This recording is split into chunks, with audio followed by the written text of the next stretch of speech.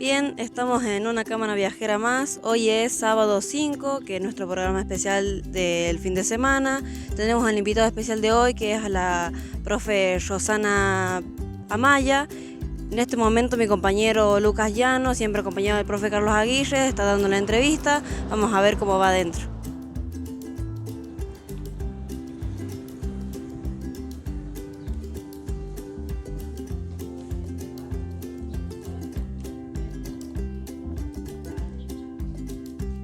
Regresamos de lo que es la pausa musical. Hacíamos mención hace unos minutos de lo que teníamos preparado para el programa de hoy. Teníamos una entrevista pactada con la profe Roxana Amaya, que la vamos saludando y le vamos dando los muy buenos días. Profe, ¿cómo está? Buenos días.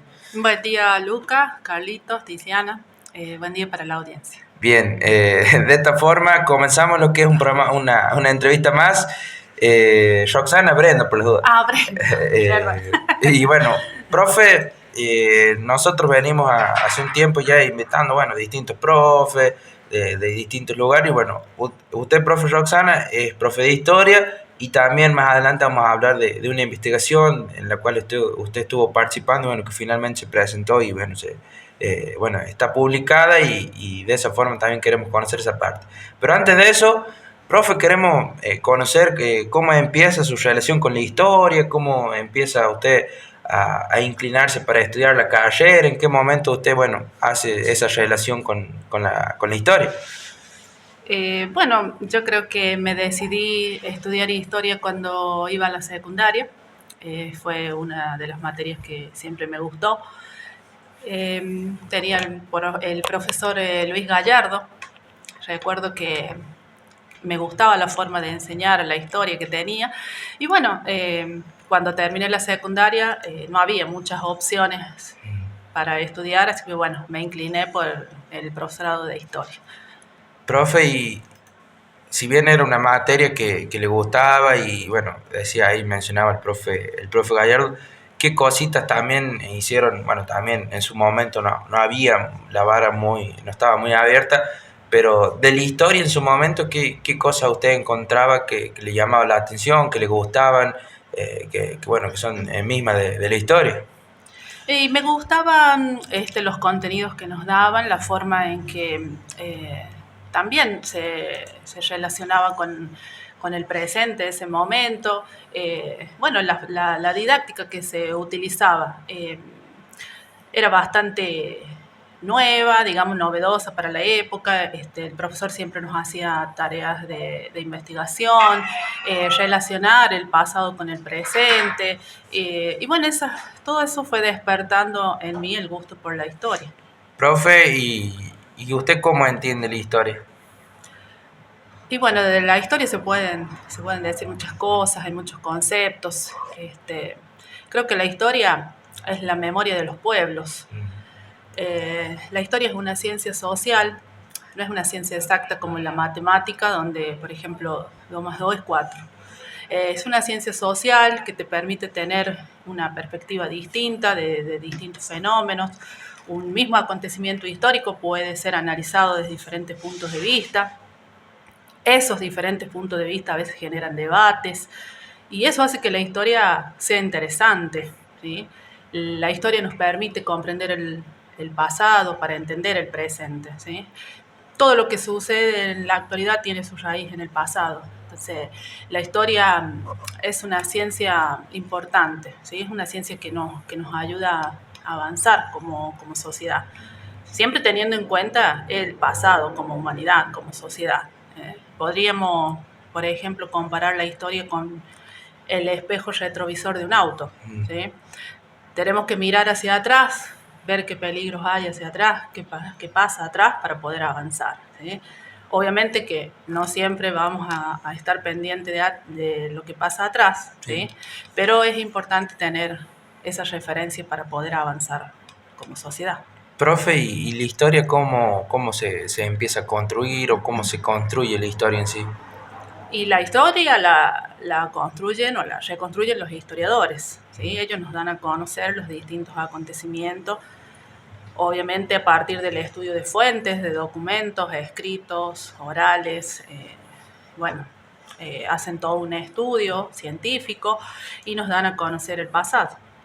Profe, y siempre se habla del peligro de que exista una única historia o una sola versión. ¿Cuál es ese peligro de que exista por ahí una sola historia? Y bueno, sería de que siempre vamos a estar, digamos, pendientes de un solo acontecimiento o estudiando un solo acontecimiento cuando en realidad tiene muchas llamas. ¿Sí? Eso es lo que tenemos que aprender a identificar, que no hay una sola historia, ¿sí? Que detrás de un acontecimiento hay otras cosas que también necesitan ser analizadas. Profe, ¿y cuáles son por ahí esos obstáculos o impedimentos que encuentra la historia en un trabajo de investigación, en general la historia? ¿Cuáles son esas cosas que por ahí obstaculizan el trabajo de la historia? Y yo creo que al encontrar las fuentes, ¿sí? El trabajo de la búsqueda de fuentes, de documentos escritos, de tradición oral, lleva todo un trabajo meticuloso, un trabajo donde se selecciona lo que uno cree que es más importante, pero lleva su trabajo. En el caso nuestro, cuando decidimos investigar sobre la historia de Chepes, tuvimos que viajar a muchos lugares, en algunos lugares se nos cedía la información, en otros a medias, siempre hay obstáculos, pero eso también hace que la investigación se torne interesante. Profe, ahí menciona, y hay algo que siempre pasa por ahí a la hora de estar trabajando, ya sea en un trabajo en el cual tenga un relacionado a la historia o de otra forma. ¿Por qué cree usted, profe, que, por ejemplo, ustedes estaban realizando ese trabajo de investigación, estaban reuniendo fuentes, datos, y, por ejemplo, se les brindaban los datos a medias, porque no habían suficiente datos o por una decisión por ahí bueno, de compartir a medias ese material? Y creo que de todo un poco. Había fuentes a las que accedíamos fácilmente y otras que no nos decían la razón, simplemente no se podía acceder. Había documentos como que estaban muy custodiados, digamos, entonces no se podía acceder. Profe, ¿y cómo empieza? Bueno, ustedes empezaron, recuerdo que un poco de cómo empezó ese trabajo de investigación, empieza en el profesorado, ¿cierto? Exactamente. ¿Cómo empieza ese trabajo, profe? Empezó, recuerdo, me parece que era tercero o cuarto año, teníamos un espacio con la profesora Nidia Agüero, investigación científica. Y bueno, nosotros ya habíamos tenido algunas incursiones en el aula y nos llamaba la atención de que los contenidos que se enseñaban eran, bueno, como casi siempre, muy ajenos a nosotros, ¿sí? Como muy lejanos. Entonces nosotros nos preguntábamos, ¿por qué no se enseña lo nuestro también en la historia? ¿Sí? Porque por ahí resulta más interesante para todos, ¿sí? Conocer nuestras propias raíces. Más allá de que no deja de ser importante lo que es la historia argentina, una visión de la historia universal, pero creo que es mucho más interesante conocer nuestras propias raíces. Bueno, entonces nosotros les preguntamos a los chicos si les gustaría conocer la historia de Chepes, y bueno, la mayoría dijo que sí, pero que no tenían demasiada información, que no sabían prácticamente nada. Entonces, bueno, nos abocamos a tratar de resolver eso, y ahí empezó nuestra investigación. Nunca tuvimos la idea de editar un libro. No se nos cruzó en ese momento por la cabeza editar un libro. Simplemente era un trabajo que teníamos para cumplir con la materia y bueno, y lentamente nos fue llevando, nos fue gustando, nos fue llevando a ampliar la información hasta que decidimos, ya una vez recibidos, porque somos 4 los autores, la profesora Mariela Busto, la profesora Ana García, el profesor Jorge García y yo. Decidimos editar un libro para que se conociera, ¿sí? Para que se conociera, para que todos tuvieran acceso a lo que nosotros habíamos investigado.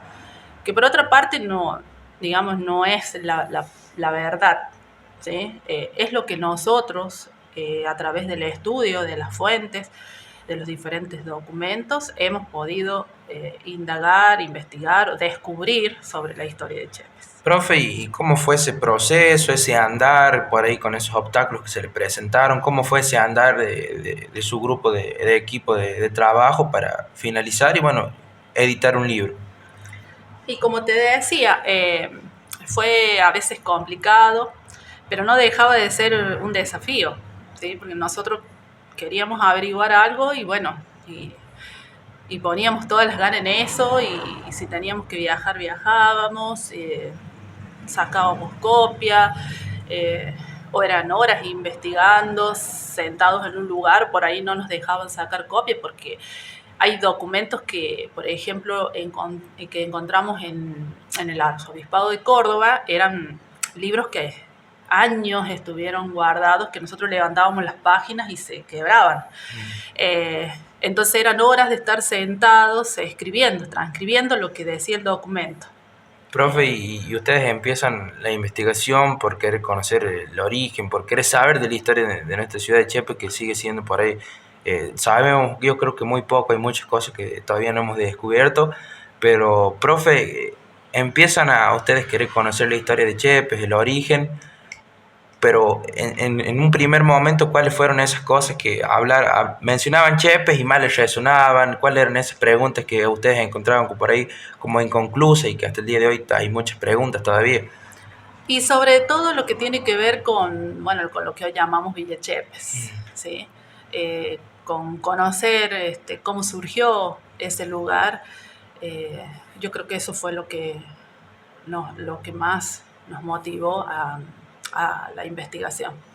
Y bueno, ya después fuimos descubriendo otros aspectos más, pero yo creo que estuvo centrado ahí, en saber o tratar de aportar a la edad del pueblo, ¿sí? Profe, y bueno, en lo personal, no he podido leer el libro, sí lo he visto y bueno, me han comentado muchos aspectos porque hace un tiempo también vino la profe Mariela Busto y comentó algo de ese trabajo. Se maneja una fecha en la cual nosotros hace unos días hemos festejado 270 años como ciudad y bueno, se toma esa fecha como aniversario.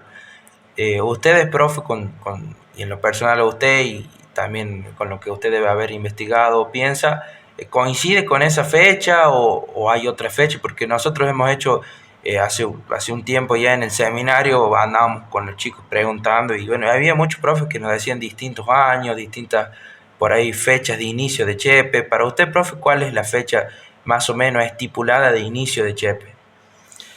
Bueno, mira, en el desarrollo de la investigación nosotros hemos encontrado varias fechas donde se menciona ya a Chepes. Partamos del año 1720, cuando Antonio Reynoso y Tello, que nosotros lo consideramos el primer poblador, fundador no podemos hablar porque no hay un acta fundacional, al menos no la hemos encontrado. Entonces, lo consideramos a él como el primer poblador que la adquiere lo que hoy es Villa Chepes, ya con ese nombre, como Villa de la Limpia Concepción de Chepe. Data del año 1720. Cuando se realizó la convención histórica, a la que asistieron los historiadores más importantes de la provincia, Bravo Tedín, Mercado Luna, Roberto Rojo, Víctor Robledo, entre otros. Bueno, se debatió y se expuso los documentos que había. Nosotros expusimos los que teníamos hasta el momento y bueno, y se llegó a un acuerdo, por eso fue una convención, donde el documento con fecha 1754 tenía día, mes y año, ¿sí? Donde se nombraba a Chepes, que era el testamento de Antonio Reynoso y Tello. Entonces tomaron esa fecha como válida para establecer el cumpleaños de Chepes, digamos, o la edad de Chepes, ¿sí? En ese momento, 2002, si no recuerdo mal, Chepes iba a cumplir 100 años. Bueno, ahí se cambió la fecha y por esa razón se festejaron los 270 años. Ya que estamos con esto, me gustaría aclarar algo. En el seminario se dijo que por ahí la convención había tenido un tinte político, como que, no sé, quería que Chepe festejara los 100 años, quien estaba en el gobierno en ese momento. La verdad, si fue así, nosotros lo desconocemos. Simplemente nosotros nos presentamos con nuestro trabajo de investigación. Y bueno, los historiadores escucharon a todos, porque se escuchó a todos. Se analizaron los documentos y bueno, y se tomó el documento que nosotros presentamos como el válido para establecer la edad de Chepes. ¿Sí? Eso quería aclarar porque se dijo y particularmente me sorprendí porque, como te digo, si fue así, al menos yo, y creo que mis compañeros también, porque hemos estado juntos todo el tiempo en esto, desconocemos que haya sido así. Al menos no fue nuestra intención. Simplemente aportar a la historia de Chepes. Profe, y se habla por ahí escuché ahí en el seminario de volver a hacer como un encuentro o una convención nuevamente para bueno, nuevamente poner en la mesa el origen de Chepe, inicio, todo. ¿Usted qué cosas piensa, profe, que se necesitan para, por ejemplo, replantearse nuevamente algunos temas importantes de la historia de Chepe? ¿Se necesita historiadores, profes, ciudadanos? ¿Cómo se volvería a poder organizar alguna convención? ¿Qué se requiere para volver a por ahí querer modificar la historia de Chepe? Yo creo que, mira, nosotros éramos estudiantes y aportamos a la historia de Chepes, o sea, cualquier persona lo puede hacer. Obviamente presentando las fuentes, los documentos, lo que sea, ¿sí? Y nos parece muy buena la propuesta de hacer este tipo de reuniones donde se hable, donde se aporte, porque la historia no es una ciencia acabada, ¿sí? Nosotros hemos aportado un dato, pero es simplemente eso, un dato, no es, como te decía recién, la verdad máxima. ¿Sí? Es solo un dato y que puede ser ampliado. Es más, nosotros tenemos un dato, por ejemplo, pero del que no tenemos un testimonio escrito o una fuente que lo avale, de que Chepe es muchísimo más antiguo. ¿Sí? Hay una fecha dando vuelta que es el año 1630. Imagínate, son casi 394 años que cumpliría Chepe, ¿sí? Porque se dice que Chepe fue fundada por los jesuitas, ¿sí? Son ellos los que traen la imagen de la Virgen. Eso nosotros lo encontramos como el comentario de un cura, que hay el padre Nardillo, que estuvo en lo que es la villa, le comenta a otra persona varias cosas, entre eso, ese dato, ¿sí? Pero nosotros no tenemos algo que lo avale, pero esa fecha anda dando vueltas también, ¿sí? Bien. Pero bueno, los historiadores dijeron que ese documento, al tener día, mes y año, es el que se toma como válido para establecer la edad. Bien, profe Roxana, nuevamente con nosotros mencionamos a la audiencia en general, al público, con nosotros Roxana Maya, que está conversando un poco, pero en un principio hablamos un poco de conceptos de historia, y esta última parte con la profe hemos estado conversando un poco de la historia de Chepe y bueno, relacionado al trabajo de investigación en la cual fue partícipe. De esta forma vamos a una pequeña pausa musical y saludamos a todas las personas que apoyan a Radio Orión. Buen día, bueno, seguimos con nuestro programa número 74, Otro ladrillo en la pared. Bueno, esta parte me toca a mí. Yo ya estoy metiéndome de más, creo. Lucas me ha cedido por un ratito la mesa para hacer un poco de preguntas con la profe Roxana Amaya. Que en primer lugar quiero decir que es muy valioso lo que han hecho ellos hace un tiempo, esto de publicar un libro sobre la historia de Chepes. Yo siempre lo digo, publicar un libro significa exponerse y creo que tiene un grado de importancia valioso en el sentido porque uno para publicar un libro, que bueno, la profe lo ha hecho junto con los otros compañeros, en mi caso, por ejemplo, también con el tema de San Solano, uno chequea muy bien la información porque uno se arriesga, digamos, a que a la primera de cambio aparece otro dato que termina, digamos, eh, volteando tu posición. Entonces yo creo que eso es un dato muy importante, lo planteaba en el seminario, es muy valioso, tiene una validez porque hoy, si nosotros nos sentamos a hablar sobre la historia de Chepe, solamente hay 2 libros, el de Doña Esmeralda y el de los profes Amaya, Busto y García. No hay más fuentes. Después, bueno, sí, por supuesto, gente que tiene alguna documentación, pero la invitación siempre es a que se animen a que esos documentos que tienen sean parte de una historia integral. Así que, bueno, profe Roxana, justamente en cuanto a eso, creo que Lucas ya un poquito hacía mención. Se está pensando en armar no sé si una gran mesa, pero una convocatoria con muchas voces, digamos, para escribir la historia de Chepe, con los aportes, por supuesto, de todo. ¿Cómo lo piensa eso? Por supuesto que ustedes están en el listado porque creemos que su trabajo es muy valioso. ¿Cómo lo piensa en sentido de lo que de realmente ponernos de acuerdo en una fecha y en la historia de Chepes?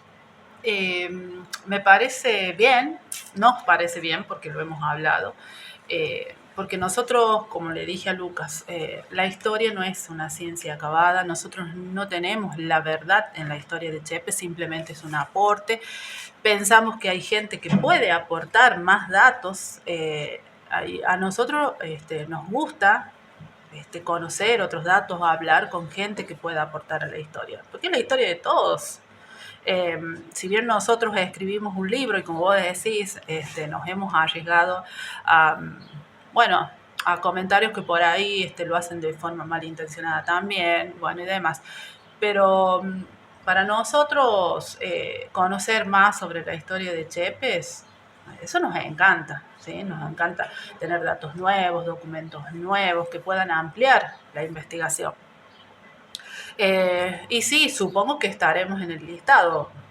Prácticamente nunca nos tienen en cuenta para esas cosas, pero supongo que sí. Y bueno, y si es así, aportaremos lo que nosotros tenemos. Sí, profe, están en el listado porque nosotros hemos estado con el profe José, el profe Omar, un poco organizando eso y hablábamos de que, bueno, entendíamos que tenían que estar. Ustedes son autores de un libro de la historia de Chepe, es decir, uno no puede en ese sentido. Y creo que también, creo que es la única forma en la que podamos realmente ponernos de acuerdo y que estas disputas por ahí que aparecieron por ahí en el seminario, con posiciones de un lado o de otro, digo, para que todos nos pongamos de acuerdo, escuchar a todas las voces, como por ejemplo la profe Ceballos también, que tiene un trabajo sobre los ferroviarios. Yo planteaba un trabajo de Lucía Cáceres, que tiene un trabajo sobre la huella de los carreros, que creo que son voces que tienen que estar. Todas tienen que estar porque es la única forma para que realmente nos pongamos de acuerdo.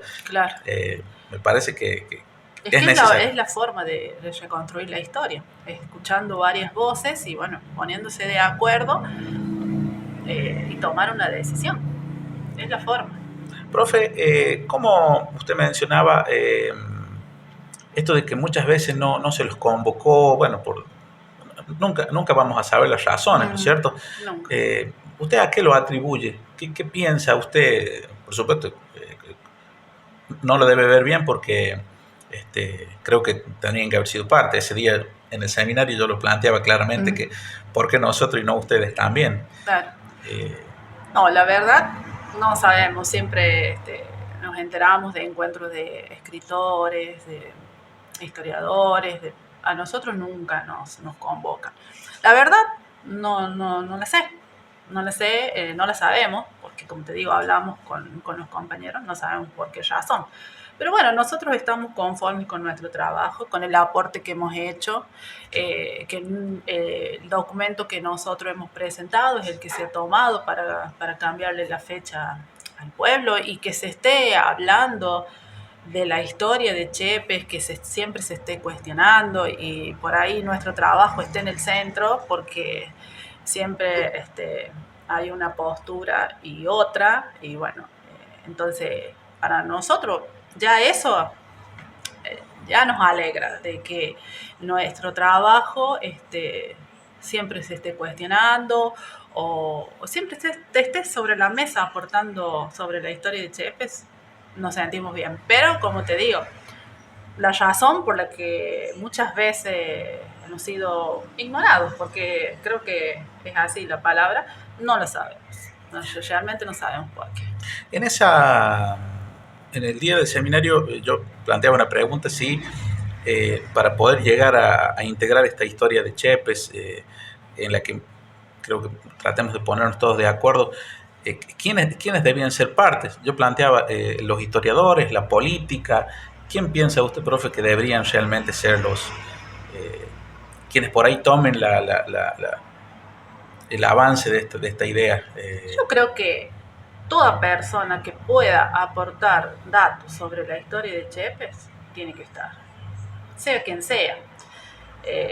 Después se analizarán los documentos, se dialogará sobre ellos, se tomará una decisión, pero yo creo que toda persona que pueda aportar datos tiene que estar. Profe, usted hace ratito mencionaba con Lucas de que hay una posible fecha que Chepes tendría más años, que es con el paso de los jesuitas. Digo, esa fecha, ese dato, lo hablamos después también en la pausa el valor que tenía la palabra de un sacerdote en ese momento, o sea, Sí. Casi incuestionable. ¿Es un dato que ustedes lo siguen pensando, lo han seguido trabajando? ¿Cómo lo mencionan Sí. ustedes en el libro? Sí, lo mencionamos, está en el anexo documental del libro. Es una carta que escribe el padre Nardillo, donde comenta, entre otros aspectos, que la Virgen se venera desde el año 1630, cuando la villa fue fundada por los jesuitas. Nosotros el análisis que hacemos, pensamos, decimos, bueno, los jesuitas se instalaron en la provincia 1624, tranquilamente 1630 podrían haber pasado por acá y haber fundado la villa. Pero no tenemos un documento que lo avale, no tenemos más que ese comentario, pero como vos decís, es la palabra del cura, ¿sí? Una palabra sagrada. Entonces, yo particularmente creo que algo de cierto debe haber. Digo, sería una fecha, se podría abrir una línea de investigación por ahí. ¿Cómo lo ve usted Claro, como profe?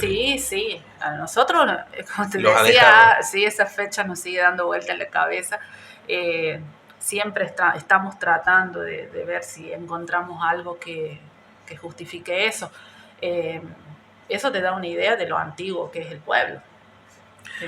Profe, después de la publicación de un libro, generalmente uno siempre hace una nueva lectura, ¿no es cierto? Y dice, bueno, podría haber agregado esto, Sí. podría haber agregado esto otro, esto lo podría haber dicho de otra forma. Sí. En el caso del trabajo de ustedes, en el caso suyo, por supuesto, ¿qué piensa de hoy a tantos años, 20 años más o menos, creo, Sí. del 2003? Sí. ¿Qué le... Y por ahí nos hubiese gustado investigar un poco más eso, ¿sí? Ver si encontrábamos algo para agregar más fundamento a esa fecha. Y bueno, lamentablemente los tiempos, los otros profes no viven acá, y bueno, por ahí se complica un poco la investigación. Bueno, quedó ahí. Pero como te digo, siempre estábamos tratando de recolectar datos que nos hubiese gustado encontrar en ese momento para agregar al libro.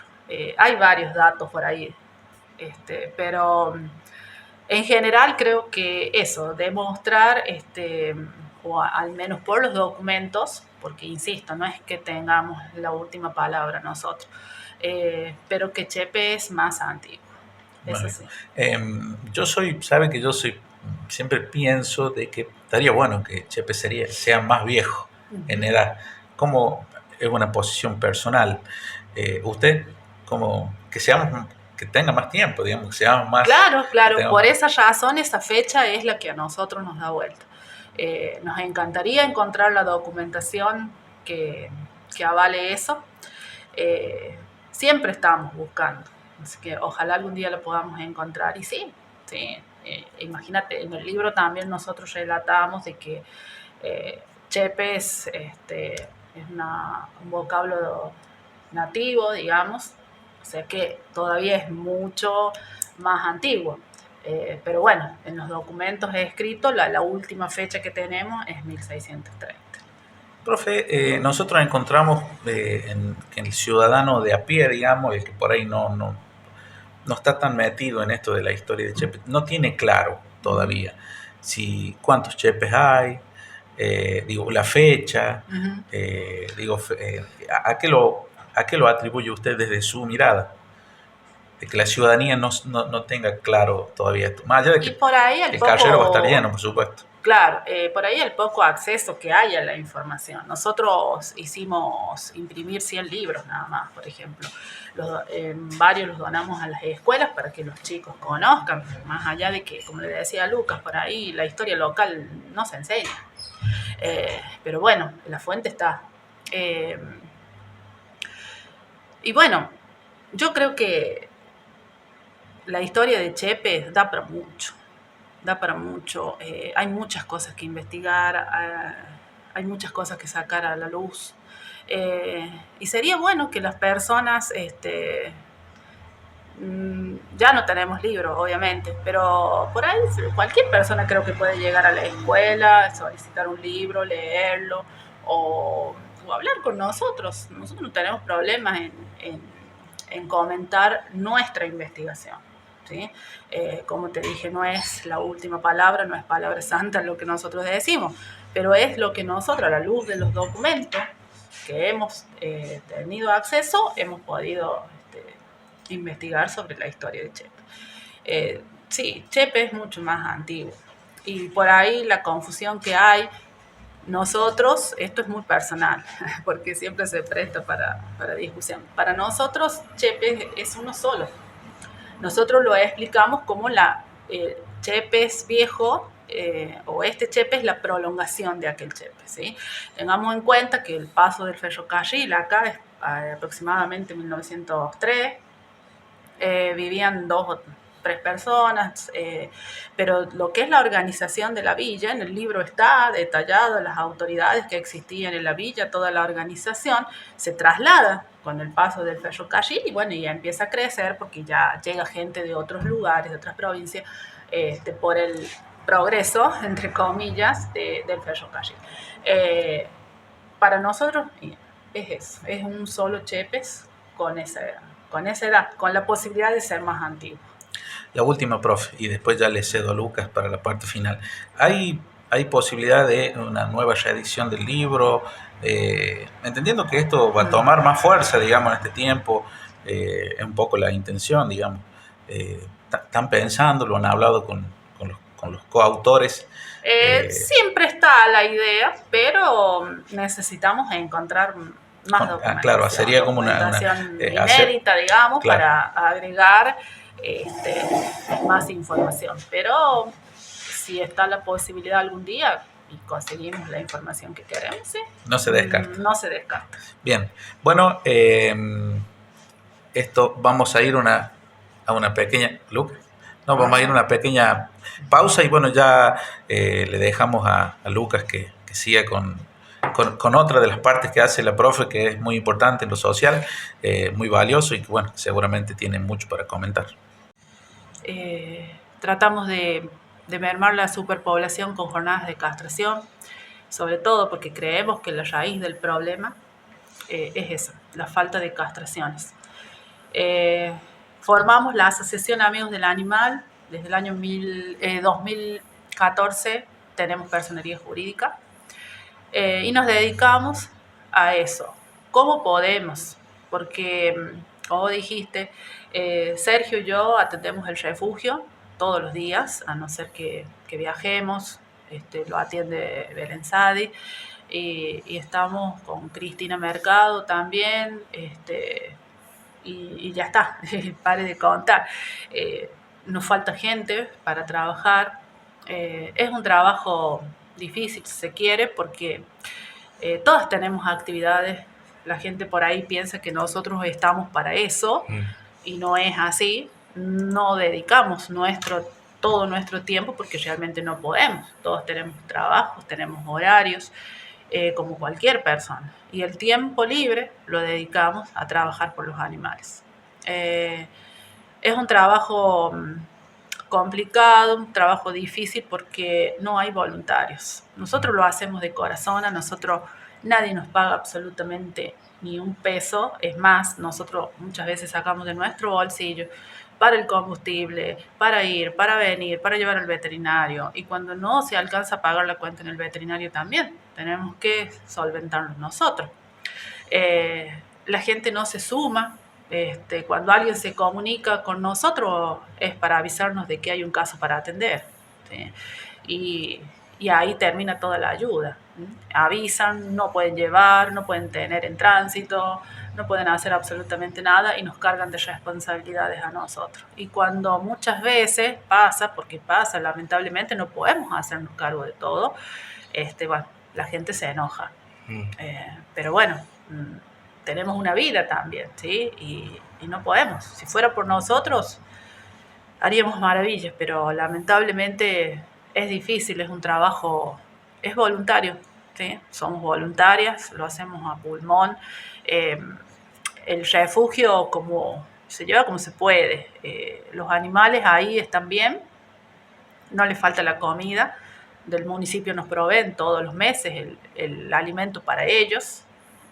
También nos falta a veces porque alimentamos a otros animales en situación de calle, a otros casos. Y bueno, pero es un trabajo difícil, es un trabajo pulmón, es un trabajo que se hace por amor y que no implica que nos hagamos cargo de todos los animales y de todo lo que hacen los animales, porque muchas veces ocurren accidentes o algo y bueno, y la gente quiere que nosotros nos hagamos cargo de todo. Sí. Y no es así. Yo creo que si vos tenés un animal, es tu responsabilidad el animal. Nosotros siempre luchamos con que los animales no tienen que estar en la calle. ¿Sí? La gente no tiene el patio cerrado y tiene 4 o 5 animales y todos en la calle. Entonces, para tener un animal hay que tenerlo bien, si no, no lo tengas. ¿Sí? Buscamos que la gente se responsabilice, que tome conciencia, que no tan solo es tener un animalito porque sea chiquito y sea bonito y sin vacunas, después se enferman. Lamentablemente el amor no cura las enfermedades. Entonces, necesitan vacunas, necesitan alimentación, necesitan un paseo responsable, ¿sí? Con la correa, la gente los deja salir. Yo lo dejo que salga y dé una vuelta, ¿sí? Y bueno, pero a veces el perro no vuelve, le pueden pasar muchas cosas, lo estamos exponiendo a muchos peligros. Creo que como sociedad falta mucho para aprender, mucho.